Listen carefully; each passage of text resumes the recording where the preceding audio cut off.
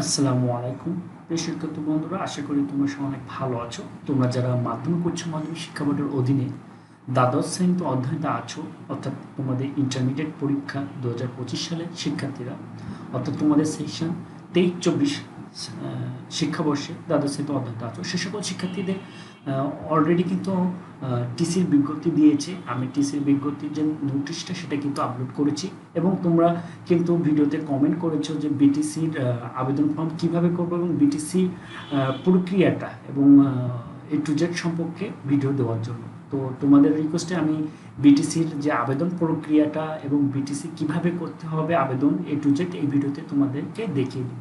তোমরা যদি আমার ইউটিউব চ্যানেল নতুন দর্শক হয়ে থাকো, চ্যানেলটা সাবস্ক্রাইব করে রাখো এবং পাশে থেকে বেল আইকন প্রেস করে রাখো। তো এই ভিডিওটা তোমরা স্কিপ করে যাবে না, অর্থাৎ এই ভিডিওতে তোমরা বিটিসির আবেদনের প্রক্রিয়া এবং বিটিসি ফর্ম কিভাবে ডাউনলোড করতে হয় এবং এ টু জেড দেখতে পাবে। চলো দেখা যাক তোমরা প্রথম কিভাবে বিটিসি ফর্মটা ডাউনলোড করবে এবং বিটিসি ফর্মে কী কী করণীয় কী এ টু জেড বলে দিও। তো ইতিমধ্যে তোমরা কিন্তু এই নোটিশটা তোমরা জানতে পেরেছো। তো বিটিসি ফর্ম সম্পর্কে তোমরা কিন্তু প্রশ্ন করেছো। ইটিসি অলরেডি আমি যে ইটিসি যে কীভাবে আবেদন করতে সেটা কিন্তু অলরেডি দেখিয়ে দিয়েছি।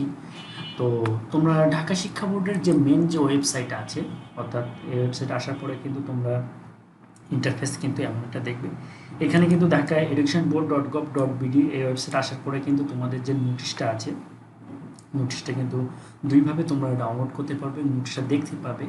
সেক্ষেত্রে কিন্তু নোটিশটা অলরেডি আমি কিন্তু নোটিশটা তোমাদের সুবিধার জন্য আমি ওপেন করে রেখেছি। তো এখানে কিন্তু দেখো 23-24 শিক্ষাবর্ষে দ্বাদশ শ্রেণীতে অধ্যয়নরত শিক্ষার্থীদের অনলাইন টিসি অর্থাৎ ইটিসির কীভাবে আবেদন করতে সেটা দেখিয়ে দিচ্ছি, এবং বোর্ড পরিবর্তন বিটিসি যেটা তোমরা প্রশ্ন করেছো যে বিটিসি সম্পর্কে একটা ভিডিও দেন। তো এখানে কিন্তু বিটিসি তারা কিন্তু বলে দিয়েছে। তার সাথে সাথে বিষয় বিভাগ এবং গ্রুপ এবং শিপ ভার্সন ছবি পরিবর্তন ইত্যাদি সম্পর্কে কিন্তু তারা এখানে বলে দিয়েছে। এবং তোমাদের যে টিসির যে আবেদন প্রক্রিয়াটা সেটা কিন্তু 22শে অগস্ট থেকে 15 সেপ্টেম্বর পর্যন্ত কিন্তু আবেদনটা অনলাইনে করা যাবে এবং বিটিসির আবেদন করা যাবে। তো বিটিসি ফর্ম তোমাদের ডাউনলোডের জন্য প্রথম তোমরা ঢাকা শিক্ষা বোর্ডের যে মেন ওয়েবসাইট আছে, অর্থাৎ বিটিসি হলো এক বোর্ড থেকে অন্য বোর্ডে যাওয়ার জন্য সেটাকে বিটিসি বলে, বোর্ড টু বোর্ড ট্রান্সফার।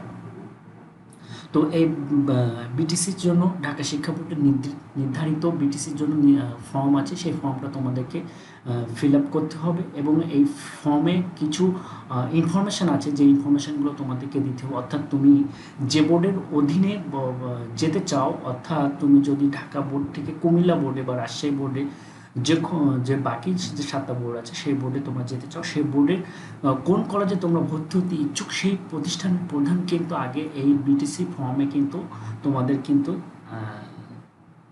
অনুমতি বা পারমিশন নিয়ে আসতে হয়। নিয়ে আসার পরে বর্তমান যে প্রতিষ্ঠানে আছো সেই প্রতিষ্ঠানের প্রধানের সিগনেচার নিয়ে ঢাকা শিক্ষা বোর্ডে কিন্তু জমা দিতে হয়। তার সাথে কিন্তু সোনালী ব্যাংকে আবেদন ফি দিয়ে জমা দিতে হয়। এটা সামারি তোমাদেরকে বলে দিলাম, এবং সম্পূর্ণ তোমরা দেখবে কীভাবে এখানে করণীয় কী। তো ঢাকা শিক্ষা বোর্ডে আসার পরে তোমরা এখানে দেখবা ওপরে যে মেনু বারগুলো আছে, মেনু বারে তোমরা এখানে খেয়াল করবা হোম আছে, অ্যাবাউট বোর্ড আছে এবং ফর্ম আছে এবং ফি আছে এবং আনুষঙ্গিক রেজাল্ট, তারপরে x class admission, contact us এবং লগইন। তো তোমরা এখানে ফর্মে যে মেনু বার আছে, অর্থাৎ এই ফর্মের মেনুতে ক্লিক করার পরে এখানে দেখো certificate correction, college section, school section, তারপর সার্টিফিকেট ভেরিফিকেশন ফর্ম, নাম correction form, application approve form এবং অ্যাডমিশন ক্যান্সেল ফর্ম। তো এখানে তোমরা যে সেক্টর আছো, অর্থাৎ তোমরা যদি কলেজ সেকশন থাকে কলেজ সেকশন, স্কুল সেকশন থেকে স্কুল সেকশন। তো কলেজ সেকশনে ক্লিক করলে দেখো ডান সাইডে আমার যে কার্সার রাখা আছে, এখানে কিন্তু নিচে থেকে দেখো কিছু আছে অলরেডি লেখা আছে ফার্স্ট টেম্পোরারি রেজিস্ট্রেশন। এখানে কিন্তু বিষয়গুলো আনুষঙ্গিক নিউ কলেজ, এখান থেকে তোমাদের আছে দেখো HSC second year BTC form. অর্থাৎ এই মেনু বারটি ক্লিক করলে তোমাদের কিন্তু এমন একটা ইন্টারফেস চলে আসবে। তো তোমাদের সুবিধার্থে আমি অলরেডি এই ফর্মটা ওপেন করে রাখছি। এটা কিন্তু বিটিসি ফর্ম, দেখো বোর্ড পরিবর্তন ছাড়পত্র আর আবেদন বিটিসি। এখানে 3 নম্বর অর্থাৎ টিএন বলছে, এটা বোর্ড কর্তৃক প্রণীত, অর্থাৎ তোমরা যে আবেদন কপিটা জমা দিচ্ছ কতটা জমা পড়তেছে সেই অনুযায়ী সিরিয়াল অনুযায়ী কিন্তু এখানে কিন্তু বোর্ড কর্তৃপক্ষ তোমাদের একটা নাম্বার দিয়ে দিয়ে। তো এখানে ফর্মে কি আছে, বরাবর কলেজ পরিদর্শক মাধ্যমিক উচ্চ মাধ্যমিক শিক্ষা বোর্ড ঢাকা, তারা অ্যাড্রেস দিয়ে দিচ্ছে এবং বিষয় কী লিখছে 23-24 শিক্ষাবর্ষে দ্বাদশ শ্রেণীতে বোর্ড পরিবর্তনের মাধ্যমে ছাড়পত্রের আবেদন। অর্থাৎ অলরেডি কিন্তু তারা চিঠিতে উল্লেখ করে দিয়েছে কীভাবে লিখতে হবে, সেটা কিন্তু অলরেডি বলে দিয়েছে। এবং এখানে কিন্তু দেখো, মহোদয় সবিনয় নিবেদন, আমি দ্বাদশ শ্রেণীতে একজন নিয়মিত শিক্ষার্থী, বোর্ডের অনুমতিক্রমে ছাড়পত্র নিয়ে আমি 5 নম্বর কর্মী উন্নীত প্রতিষ্ঠান ভর্তি ইচ্ছুক। অর্থাৎ 5 নম্বরে লেখা আছে কত নম্বর ভর্তি তুমি ভর্তি হতে ইচ্ছুক। এবং আবেদনকারী তথ্য যেটা আমি বলেছিলাম, এখানে তোমাদের অনলাইনে যেটা তুমি ফর্ম দেখেছিলে, সেখানে SSC roll number registration same এই ফর্মে কিন্তু আছে। নিজের নাম বাংলা এবং মোবাইল নাম্বার, বর্তমান প্রতিষ্ঠান অর্থাৎ বর্তমান যে প্রতিষ্ঠানে তুমি আছো, যে প্রতিষ্ঠান থেকে টিসি নিয়ে অন্য প্রতিষ্ঠানে যেতে চাও, সেই বর্তমান প্রতিষ্ঠানের ইন নাম্বার এবং প্রতিষ্ঠানের নাম এবং বোর্ড, এবং ভর্তি ইচ্ছুক যে প্রতিষ্ঠানে যেতে ইচ্ছুক সেই প্রতিষ্ঠানের ইন নাম্বার, প্রতিষ্ঠানের নাম, ইন নাম্বার এবং বোর্ড। শিক্ষার্থীর পাঠ্য সময় অর্থাৎ এগুলো তোমার রেজিস্ট্রেশন, তোমাদের রেজিস্ট্রেশন হয়ে গেছে, সেই রেজিস্ট্রেশনে কিন্তু অলরেডি উল্লেখ করা আছে। এবং তোমাদের যে সায়েন্স আর্টস কমার্সের যে তোমাদের সাবজেক্টগুলো আছে, এখানে 4 সাবজেক্ট এবং আর্টস সায়েন্স সাবজেক্ট, তোমাদের রেজিস্ট্রেশন অনুযায়ী তোমার সাবজেক্টগুলো লিখবা। এবং তারপর 6 নম্বরে কী বলছে, ছাড়পত্রের কারণসমূহ এবং শিক্ষার্থীদের পূর্ণ নাম। এখানে কি বলছে, বর্তমান প্রতিষ্ঠানের প্রধান কর্তৃক প্রত্যয়নপত্র, অর্থাৎ তোমাদের বর্তমান যে প্রতিষ্ঠান আছে সেই প্রতিষ্ঠানে কিন্তু লেখা আছে, সেখানে তাদের অধ্যক্ষ মোবাইল নম্বর এবং সিগনেচার স্বাক্ষর দিয়ে দেবে। এবং আরেকটা জিনিস খেয়াল করবে, তোমাদের রেজিস্ট্রেশন সম্পূর্ণ করা হয়েছে, সেই রেজিস্ট্রেশনে কিন্তু ইএসএফ পূরণ করা হয়েছে ইতিপূর্বে। দেখো এখানে কি বলছে, আবেদনকারী অর্থ প্রতিষ্ঠান 23-24 শিক্ষাবর্ষে দ্বাদশ শ্রেণীতে নিয়মিত শিক্ষার্থী, 5 নম্বর কর্মী বর্ণিত বিষয়সমূহ অর্থ বোর্ডের তার নাম রেজিস্ট্রেশনের জন্য ইএসএফ পূরণ করা হয়েছে ইতিপূর্বে। এই প্রতিষ্ঠান ব্যতীত অন্য বোর্ডে বা অন্য বোর্ডের আওতাধীন অন্য কোনো প্রতিষ্ঠান থেকে তার নাম রেজিস্ট্রেশন করা হয়নি। আবেদনকারী লেখাপড়ার ওপর অর্থ বোর্ড বা অন্য কোনো বোর্ড কোনোরূপ নিষেধাজ্ঞা নাই। উল্লেখিত সকল তথ্য সঠিক ও সত্য। বোর্ড কর্তৃক ছাড়পত্র প্রদান করলে অর্থ প্রতিষ্ঠান কোনো আপত্তি থাকবে না। অর্থাৎ অধ্যক্ষর মোবাইল নাম্বার এবং অধ্যক্ষ সিল ও স্বাক্ষর।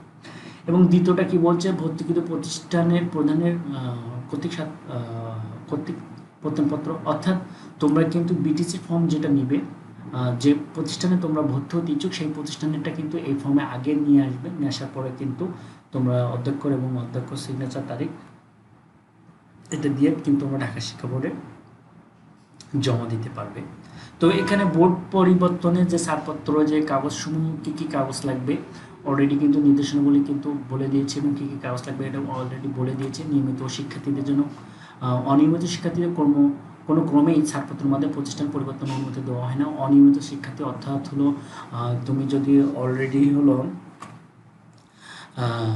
কোনো পাবলিক পরীক্ষা অংশগ্রহণ করো এবং ইরেগুলার স্টুডেন্ট থাকো, তাও ইমপ্রুভমেন্ট স্টুডেন্ট থাকো, সেক্ষেত্রে কিন্তু এবং কোনো পাবলিক পরীক্ষা অংশগ্রহণ করে কোনো সাবজেক্ট যদি ফেল করা থাকে, সে সকল শিক্ষার্থীদের কোনো কারণেই দেবে না, অলরেডি কিন্তু বলে দিয়েছে। 2 নম্বর ছাড়পত্রের মাধ্যমে কোনোভাবেই আসন সংখ্যার অতিরিক্ত শিক্ষার্থী ভর্তি করা যাবে না। অর্থাৎ তুমি যে শিক্ষা প্রতিষ্ঠানে যেতে ইচ্ছুক সেই প্রতিষ্ঠানে যদি কোনো সংখ্যক আসন সংখ্যা বা সিট না থাকে, সেক্ষেত্রে পর্যন্ত ভর্তি করা যাবে না। 3 নম্বরে কি বলছে, প্রতিটা প্রতিষ্ঠানে কতজন শিক্ষার্থীকে ছাড়পত্রের মাধ্যমে ভর্তির অনুমতির জন্য সুপারিশ করেছে তার রেজিস্ট্রেশন তৈরি করবে এবং ভর্তিকিচ্ছু প্রতিষ্ঠান অধ্যক্ষতা প্রত্যয়ন রেজিস্ট্রেশনে শিক্ষার্থীর কর্মিক নম্বর উল্লেখ করবে, যে কতজন রেজিস্ট্রেশন হচ্ছে সেটার কর্মিক নম্বর উল্লেখ করবে যে ফর্মে। আবেদনপত্রে যথাযথ পূরণ করে উভয় প্রতিষ্ঠানের অধ্যক্ষের সুপারিশ বোর্ডের কলেজ পরিদর্শকের দপ্তরে পৌঁছাতে হবে। উল্লেখ্য, উভয় প্রতিষ্ঠানের অধ্যক্ষের সুপারিশ প্রাপ্ত অনধিক 5 কর্মদিবসের মধ্যেই আবেদনপত্র শিক্ষা বোর্ডে জমা দিতে হবে। আবেদনের উভয় প্রতিষ্ঠানের অধ্যক্ষের স্বাক্ষর, পূর্ণপূর্ব ফি জমা দেওয়া সোনালী ব্যাংকের রসিদ, প্রয়োজনীয় কাগজপত্র আবেদন বোর্ডে কলেজ শাখায় জমা দিতে হবে।